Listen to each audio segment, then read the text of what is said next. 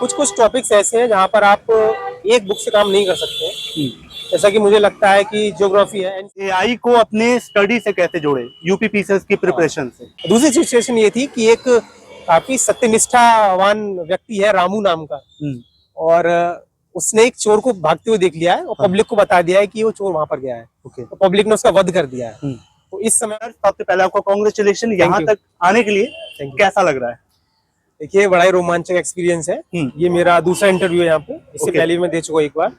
उम्मीद है इस बार पहले से बेहतर हुआ। अटेम्प्ट सर कितना है? ये तीसरा अटेम्प्ट है मेरा। तीसरा अटेम्प्ट, दूसरा इंटरव्यू। ओके सर, पहले अपने बारे में आप बताएं। मेरा नाम विशाल कुमार है, मैं अलीगढ़ का रहने वाला हूँ और मैंने 2019 में अपना बीएससी ऑनर्स फिजिक्स अलीगढ़ मुस्लिम विश्वविद्यालय से किया है और वर्तमान में मैं डाक विभाग में पोस्टल असिस्टेंट के पद पर गोंडा में तैनात हूँ।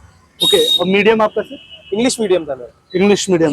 जब इंटरव्यू हॉल में आप जाते हैं तो वो माहौल बताएं, कैसी रही है, क्या पूछा गया?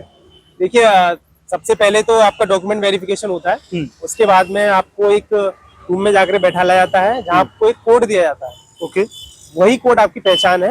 आपको 15 मिनट या 20 मिनट बैठ करके इंटर करना होता है, फिर आपका नंबर बुलाया जाता है और थोड़ा नर्वसनेस रहती है, बट एक अंदर एक कॉन्फिडेंस भी रहता है कि हम यहाँ तक आए हैं।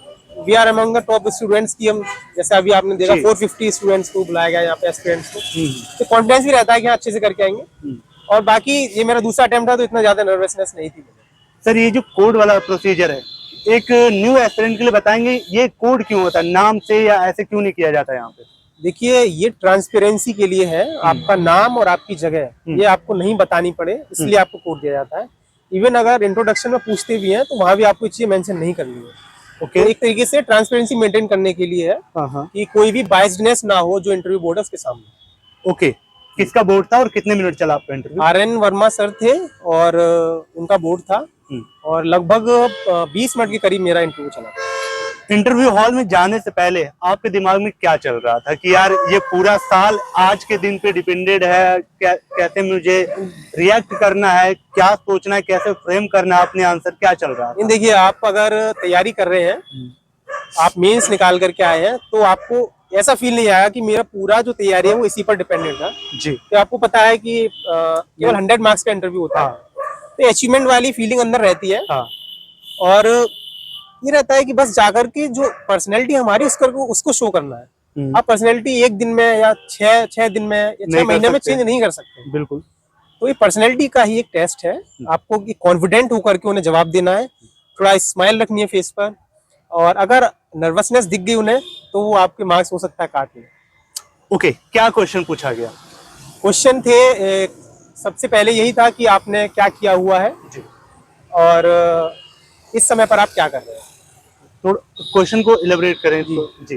जैसे मैं वहां जब गया तो मैंने कोड दिया, ग्रीट्स किया उनको। उसके बाद उन्होंने किया कि आपने ग्रेजुएशन कब किया है जी और तब से आप क्या कर रहे हैं।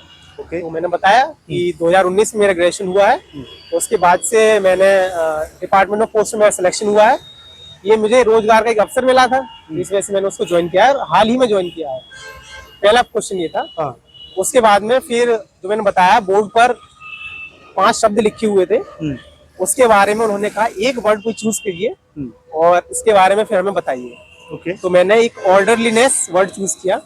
उससे संबंधित भी क्वेश्चन पूछे गए कि आप कैसे ऑर्डरलीनेस मेंटेन करेंगे, बाकी वर्ड के आपको इंपॉर्टेंट नहीं लगते हैं, इस तरह की चीजें, बट आपको अपने आंसर को जस्टिफाई करना। वो 5 वर्ड क्या थे, अगर आप बताना चाहे, याद हो तो?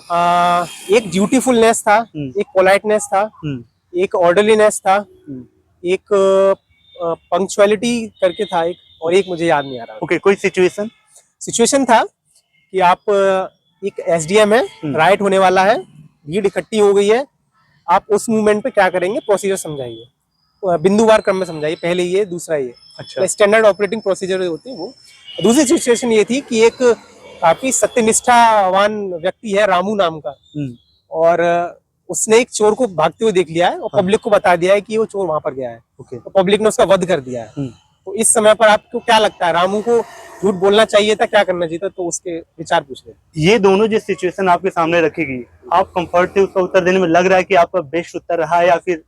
मुझे लगता है कि जो चोर वाला जो क्वेश्चन पूछा था, रामू वाला, वो मेरा काफी संतुष्ट हुए थे उससे। ओके बट जो एसडीएम वाला था, मुझे लगा अंदर से कि वो इससे संतुष्ट नहीं थे, ओके। क्योंकि वो एक स्टैंडर्ड ऑपरेटिंग प्रोसीजर जानना चाह रहे थे। मुझे लगता है कि एज ए एस्पिरेंट अभी हम ये नहीं इतना जानते हैं, वो तो ट्रेनिंग का एक हिस्सा होता है कि हमको वहां पर क्या करना है। एक अगर क्रक्स निकाले इसका, तो वो जानना चाह रहे थे कि आप किस तरीके से सोचते हैं। हाँ।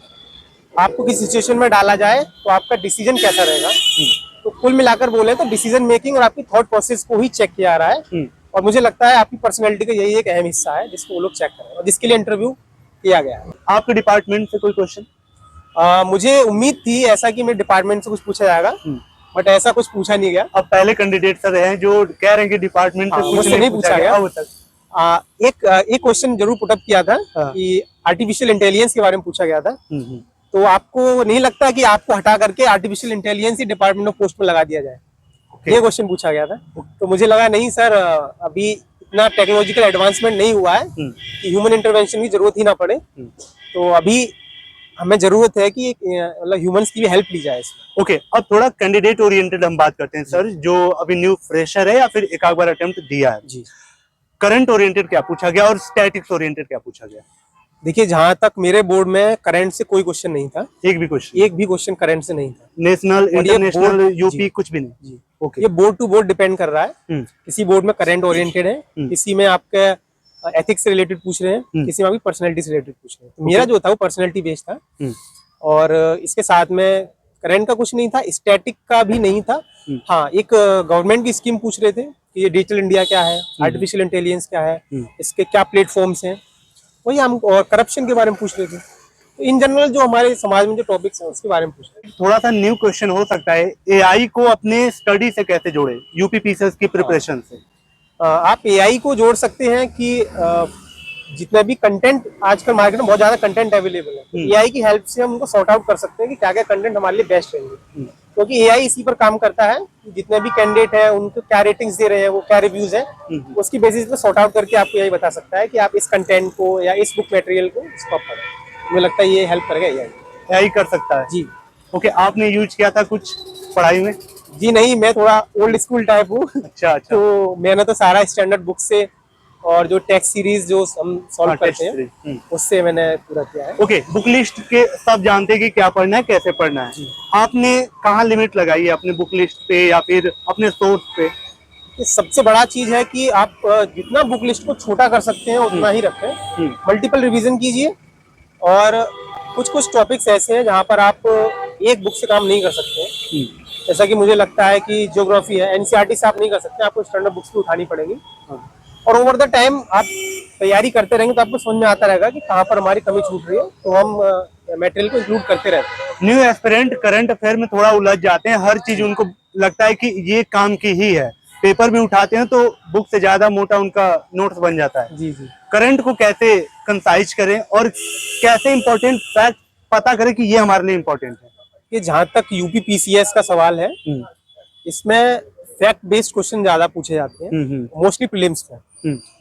तो मुझे लगता है कि जो जहाँ पर फैक्चुअल नॉलेज ज्यादा मिल रही हो जिस मटेरियल से, या जो भी आप जिस कोचिंग में हो या जिसका भी स्टडी मटेरियल पढ़ रहे हो, तो फैक्चुअल नॉलेज पे ज्यादा ध्यान देना प्रीलिम्स को क्वालिफाई करने के लिए। हालांकि मेंस के लिए आपको इन डेप्थ स्टडी करनी पड़ेगी।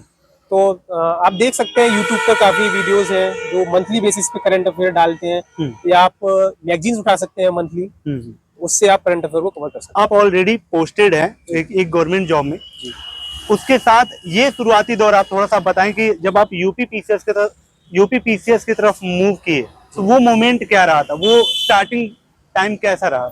देखिए, मैंने अंदर भी बोला था कि मुझे एक रोजगार का अवसर प्रदान हुआ, तो मैंने डिपार्टमेंट ऑफ पोस्ट को ज्वाइन किया, और मेरी ज्वाइनिंग अभी हाल ही में हुई है, 1 महीने पहले। ओके। तो अब तक जो मेरा इसका जर्नी रहा है वो एक फुल टाइम एस्पिरेंट के रूप में रहा है। तो अब आगे आने वाले समय में अगर कोई एस्पिरेंट है जो जॉब में है और आगे करना चाहते हैं, तो उसका एक्सपीरियंस मैं नहीं चाहता कि मैं लूं, क्योंकि मैं चाहता हूँ इस बार ही मेरा हो जाए। ओके, उन एस्पिरेंट के लिए क्या मैसेज है जो अभी 2024 और 25 को टारगेट कर रहे हैं और उन्हें ये लगता है कि इस बार का अटेम्प्ट मुझे छोड़ना चाहिए या देना चाहिए? किसको देना चाहिए, किसको छोड़ देना चाहिए 2024? देखिए, अगर इसका सिलेबस कभी कंप्लीट नहीं होगा, आप कितना भी पढ़ लेंगे आपको तभी भी लगेगा कि कुछ इनकम्प्लीट रह रहा है। अगर आपकी तैयारी है, आपने 70% सिलेबस भी अगर कंप्लीट कर रखा है तो आप जरूर दीजिए 24 वाला। हाँ। स्किप करने से एक पूरा एक साल पूरा चला जाता है, तो एक मेंटल प्रेशर भी बढ़ता रहता है, हम तैयारी में हैं, हम कुछ कर नहीं पा रहे हैं, तो स्किप करना एक अच्छा। टेस्ट सीरीज का स्कोर देखते हुए कैसे चेक कर सकते हैं? टेस्ट सीरीज पर मोस्टली प्रीलिम्स पर तो भरोसा नहीं करना चाहिए, हाँ। क्योंकि कोई भी रेप्लिकेट नहीं कर सकता जो टेस्ट सीरीज हमें मार्केट में अवेलेबल है और जो फाइनल आयोग पूछेगा। तो टेस्ट सीरीज मुझे नहीं लगता इतना ज्यादा हेल्पफुल है। उसका स्कोर, उसको सॉल्व करने का तरीका हेल्पफुल हो सकता है, बट आप इसको स्कोर को अगर देख करके अपनी तैयारी का आकलन कर रहे हैं तो बिल्कुल गलत है। आइडियल कौन है आपका यूपी पीसीएस की जर्नी में? मैं खुद से अपने आप में एक आइडियल हूँ। ओके, और आपका मोटिवेशन का सोर्स क्या रहा है अब तक की जर्नी का? मोटिवेशन का सोर्स है कि सबसे बड़े तो हमारे पेरेंट्स होते हैं, वही एक मेरे मोटिवेशन का सोर्स है, क्योंकि उन्होंने शुरू से इस तरीके का परवरिश की है, एक पढ़ाया है और इस तरीके से माहौल दिया है बचपन से कि मैं आगे अपनी क्षमताओं को पूरी तरीके से निखार सकूं। और उसी के क्रम में ये मेरा एक। अपने फैमिली से आप पहले एस्पिरेंट है जो सिविल सर्विस की तरफ आ रहे हैं या आपकी बैकग्राउंड कुछ रहा है? जी, मैं फैमिली से, और मुझे लगता है जो मेरा जितने भी और भी फैमिलीज हैं उन सब में मैं पहला ही हूँ जो यहाँ तक पहुँचा हूँ। वो भी पिछली बार भी आया था मैं, इस बार भी यहाँ तक पहुँचा हूँ, तो मुझे लगता है ये पहला प्रयास है, मेरे बाद और भी आएंगे, तो उनके लिए मैं गाइडेंस की तरह काम कर सकता हूँ। चलिए sir, wish all the best. मैं उम्मीद करूंगा कि ये अटेम्प्ट भी आपका लास्ट अटेम्प्ट हो और आपका लिस्ट में नाम आए। होप गाइस ये वीडियो आपको पसंद आई हो, कैसी लगी कमेंट करके बताएं, साथ ही अगर कोई डाउट हो कमेंट में करें ताकि मैं अगले कैंडिडेट से पूछूं। चलिए मिलते किसी और शानदार वीडियो में, तब तक के लिए thank you so much and bye bye.